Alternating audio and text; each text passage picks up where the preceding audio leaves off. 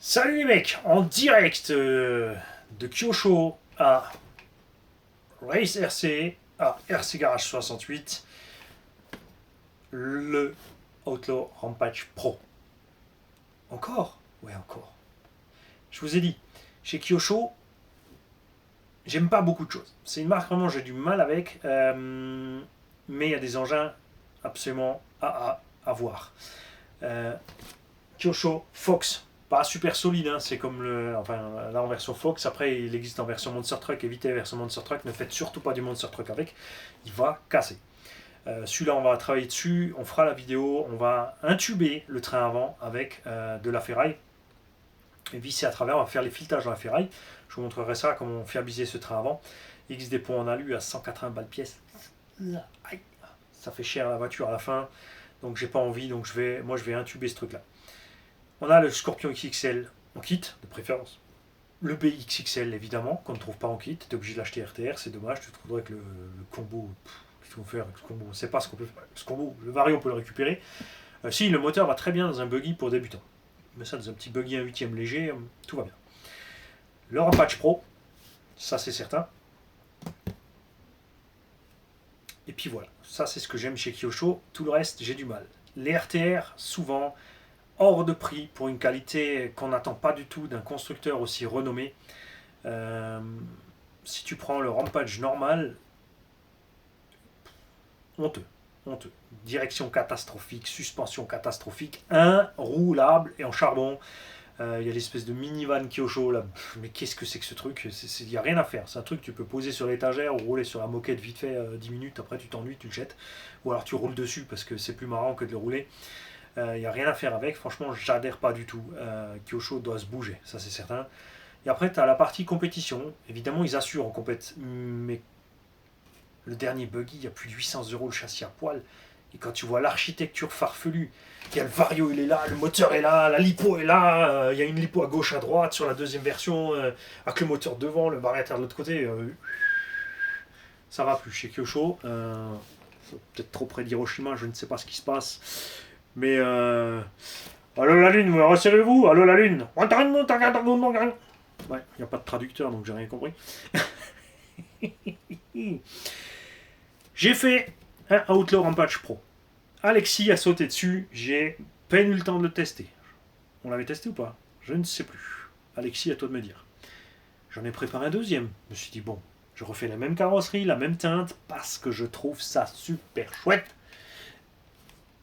Raté. C'est Régis, le père d'Alexis, qui a sauté dessus. Il a dit comme ça, j'ai le même que le fiston, on a juste les couleurs un peu différentes, les décos un tout petit peu différentes, et on va se tirer la bourre. Et moi, souvenez-vous, sur celui-ci, ce que j'avais envie de faire depuis le début, c'était de faire quelque chose pour le bruit. C'est ce qui m'avait vraiment énervé sur le premier. C'est il y a un module 64 là-dedans quand tu roules.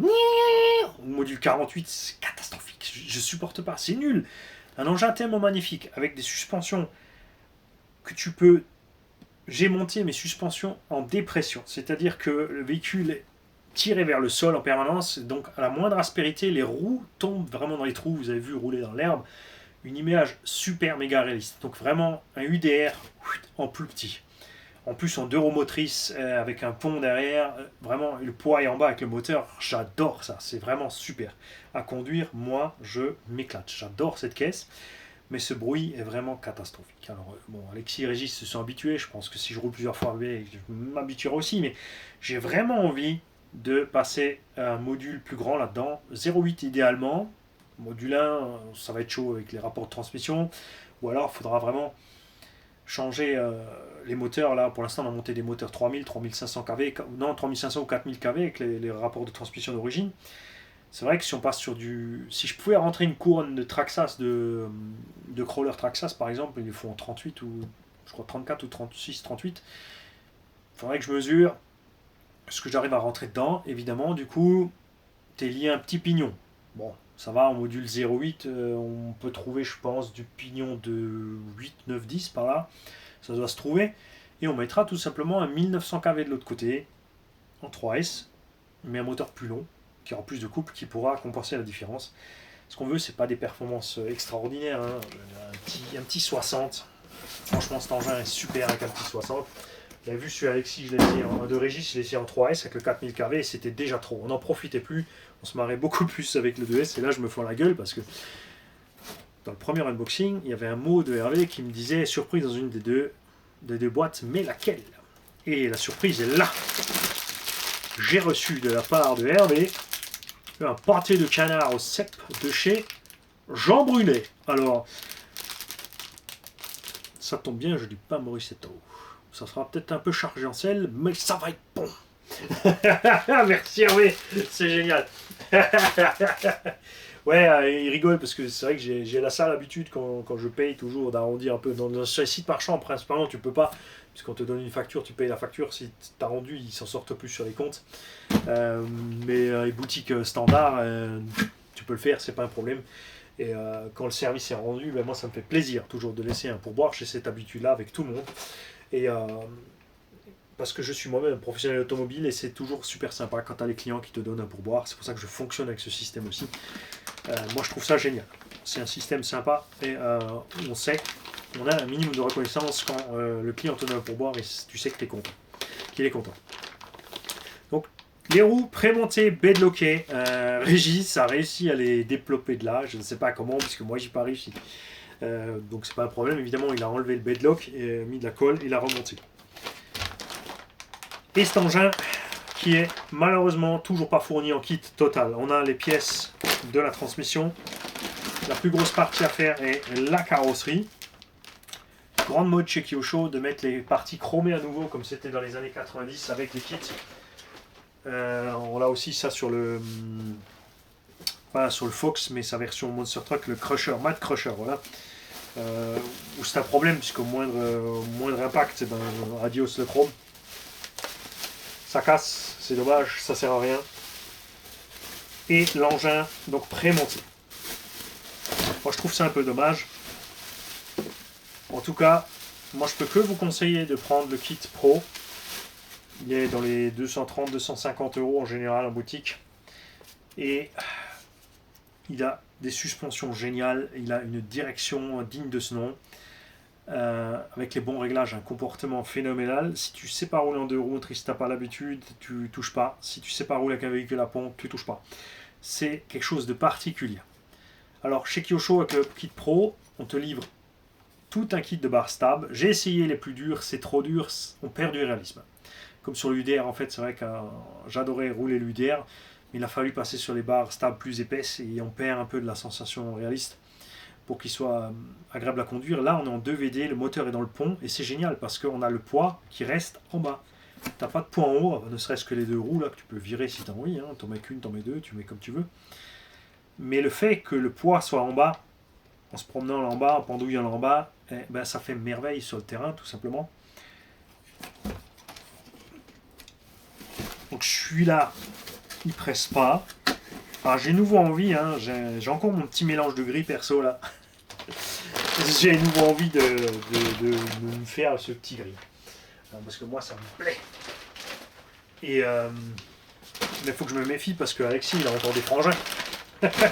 Ouais, Régis il en a fait 3.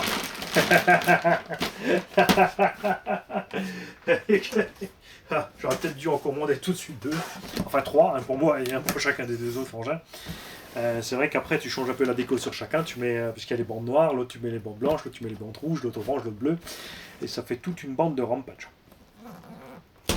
Celui-là, d'un côté, j'ai envie de me le faire en orange. Mais pareil, on partira sur du orange mat. Pour aller avec le reste du design. Ouais, ça pourrait être pas mal. Ça pourrait être pas mal.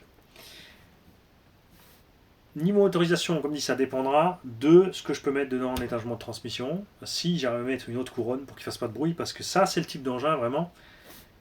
Si j'arrive à rendre la transmission silencieuse, je vais y mettre un bruiteur. Et là, je vais me régaler. Parce que ça, c'est génial. Parce que quand on voit le silence de fonctionnement du Kyosho Fox là-bas, et là-bas dans le coin, la carrosserie Cherokee là-bas avec le Punisher dessus, cette transmission est une des plus silencieuses du marché avec celle du X-Max et du Max ou du Revo. La seule chose qu'on entend c'est vraiment quand tu es à fond dans les tours, le moteur électrique quand tu moulines, mais en 4S c'est pas un problème, ça le fait pas, surtout quand tu roules sur un truc un peu plus calme. Et ouais, j'ai envie d'y mettre le bruiteur. C'est comme ça. Donc, ouais.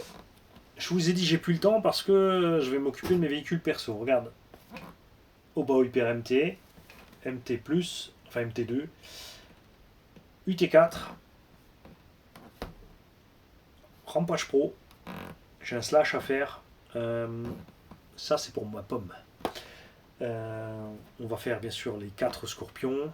J'ai un petit véhicule qu'on va vous préparer aussi. Encore un petit truc, je vous dis pas. J'ai failli vous le dire ce que c'est, mais je vais pas vous le dire. Plus 20 véhicules à côté. Je commence à voir le bout de la liste. Mais avant d'attaquer tout ça, il nous reste à faire le Erevo du professeur FPV. C'est une chaîne RC. Je vous invite à aller voir professeur FPV. C'est pour ceux qui aiment le FPV, il explique un peu comment tout faire. Tu débutes en FPV, en RC, comment tout équiper et comment s'en servir et le pour, le contre, les erreurs à pas faire, tout. Allez voir sa chaîne professeur FPV. Donc ça, on a un Erevo à lui à faire ici. Petit problème mécanique. Donc on va s'occuper de celui-là. Et ensuite, on va passer les 4 scorpions à la moulinette. Et après seulement, je pourrais faire mon UT4. Ensuite, je ferai des véhicules pour les petits. Je ferai mon MT, je ferai les véhicules pour les petits, mon MT2, je ferai les véhicules pour les petits, je ferai mon Rampage. Je ne ferai pas forcément dans cet ordre-là, mais dans ces idées-là. Voilà. Donc merci. Race RC, Mister Hervé. Il est disponible, il est sur Facebook, vous pouvez l'appeler, le numéro de téléphone est dans le lien de la boutique et il est dispo.